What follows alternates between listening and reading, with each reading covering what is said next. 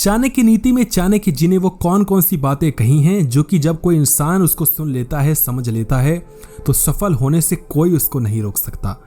हम इस वीडियो में बताएंगे आपको कि चाणक्य जी ने वो कौन कौन सी बातें हैं जो कि कभी किसी को बताने के लिए मना की हैं, चाहे आपको मौत का सामना ही क्यों ना करना पड़े। चाणक्य जी कहते हैं कि जहां लोक यात्रा अर्थात जीवन को चलाने के लिए आजीविका का कोई साधन ना हो, व्यापार आदि विकसित ना हो, किसी प्रकार के दंड के मिलने का भय ना हो, लोक लिहाज ना हो, व्यक्तियों में शिष्टता उदारता ना हो अर्थात उनमें दान देने की प्रवृत्ति ना हो, जहां ये 5 चीजें विद्यमान ना हो वहां व्यक्ति को निवास नहीं करना चाहिए। चाणक्य जी आगे कहते हैं, काम लेने पर नौकर चाकरों की, दुख आने पर बंधु बांधवों की, कष्ट आने पर मित्र की तथा धन नाश होने पर अपनी पत्नी की वास्तविकता का ज्ञान होता है। चाणक्य कहते हैं कि जब सेवक यानी नौकर को किसी कार्य पर नियुक्त किया जाएगा तभी पता चलेगा वह कितना योग्य है। इसी प्रकार जब व्यक्ति किसी मुसीबत में फंस जाता है तो उस समय भाई बंधु और रिश्तेदारों की परीक्षा होती है। मित्र की पहचान भी विपत्ति के समय ही आती है। इसी प्रकार धनहीन होने पर पत्नी की वास्तविकता का पता चलता है कि उसका प्रेम धन के कारण था या वास्तविक प्रेम था। चाणक्य जी आगे जो कह रहे हैं ध्यान से सुनिए। किसी रोग से पीड़ित होने पर, दुख आने पर, अकाल पड़ने पर, शत्रु की ओर से संकट आने पर, राजसभा में, शमशान अथवा किसी की मृत्यु के समय जो व्यक्ति साथ नहीं छोड़ता वास्तव में वही सच्चा बंधु माना जाता है। व्यक्ति के रोग शैया पर पड़े होने अथवा दुखी होने, अकाल पड़ने और शत्रु द्वारा किसी भी प्रकार का संकट पैदा होने, किसी मुकदमे आदि में फंस जाने और मरने पर जो व्यक्ति शमशान घाट तक साथ देता है वही सच्चा बंधु होता है।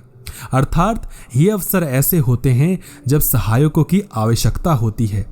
प्रायः यह देखा जाता है कि जो किसी की सहायता करता है उसको ही सहायता मिलती है। जो समय पर किसी के काम नहीं आता उसका साथ कौन देगा।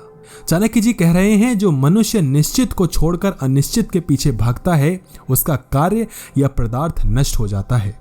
चाणक्य कहते हैं कि लोभ से ग्रस्त होकर व्यक्ति को हाथ पांव नहीं मारने चाहिए, बल्कि जो कुछ भी उपलब्ध हो गया है उसी में संतोष करना चाहिए। जो व्यक्ति आधी छोड़कर पूरी के पीछे भागता है उनके हाथ न आधी होती है न पूरी। चाणक्य जी आगे कह रहे हैं, बुद्धिमान व्यक्ति को चाहिए कि वह श्रेष्ठ कुल में उत्पन्न हुई कुरूप अर्थात सौंदर्यहीन कन्या से भी विवाह कर ले, परंतु नीच कुल में उत्पन्न हुई सुंदर कन्या से विवाह न करे। वैसे विवाह अपने समान कुल में ही करना चाहिए।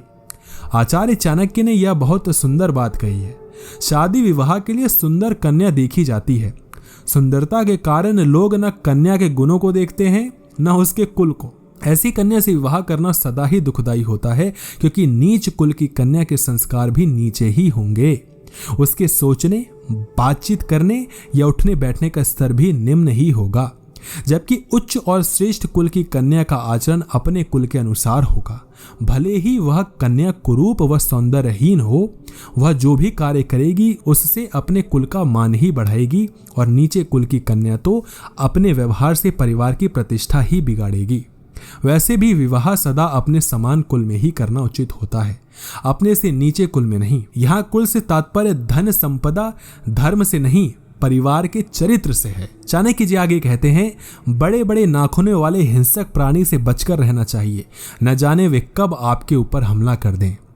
जिन नदियों के पुश्ते अर्थात तट पक्के नहीं हैं उन पर इसलिए विश्वास नहीं किया जा सकता कि न जाने उनका वेग कब प्रचंड रूप धारण कर ले और कब उनकी दिशा बदल जाए, न जाने वे और किधर को बहना प्रारंभ कर दें। इसलिए प्रायः नदियों के किनारे रहने वाले लोग सदैव उजड़ते रहते हैं।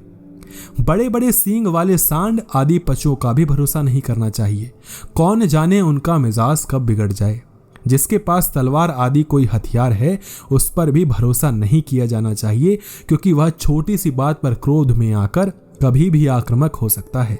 चंचल स्वभाव वाली स्त्रियों पर भी विश्वास नहीं करना चाहिए, वह अपनी चतुरता से कभी भी आपके लिए प्रतिकूल परिस्थितियां पैदा कर सकती है। इस तरह के कई उदाहरण प्राचीन ग्रंथों में आपको मिल जाएंगे। राजा से संबंधित राज सेवकों और राजकुल के व्यक्तियों पर भी विश्वास नहीं करना चाहिए, ये उचित नहीं है। वे कभी भी राजा के कान भरकर अहित करवा सकते हैं। इसी के साथ वे राज नियमों के प्रति समर्पित और निष्ठावान होते हैं। राजहित उनके लिए प्रमुख होता है, संबंध नहीं। चाणक्य जी आगे कहते हैं, विष में भी यदि अमृत हो तो उसे ग्रहण कर लेना चाहिए।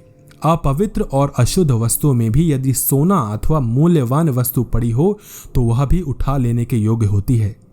यदि नीच मनुष्य के पास कोई अच्छी विद्या, कला अथवा गुण है तो उसे सीखने में कोई हानि नहीं। इसी प्रकार दुष्ट कुल में उत्पन्न अच्छे गुणों से युक्त स्त्री स्वरूप रत्न आपको ग्रहण कर लेना चाहिए। आचार्य गुण ग्रहण करने की बात कर रहे हैं।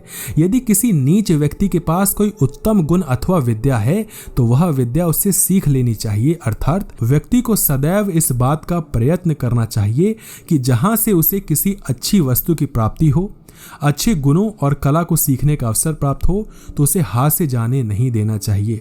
विष में अमृत और गंदगी में सोने से तात्पर्य नीच के पास गुण से है। हाथ जोड़ के निवेदन है कि इस वीडियो को शेयर कर दीजिए सभी लोगों के साथ, ताकि आप लोगों को कुछ सिखा सकें, ताकि वो अपने जीवन को बदल सकें। अगर आपको वीडियो अच्छी लगी हो तो वीडियो को लाइक कीजिएगा। धन्यवाद।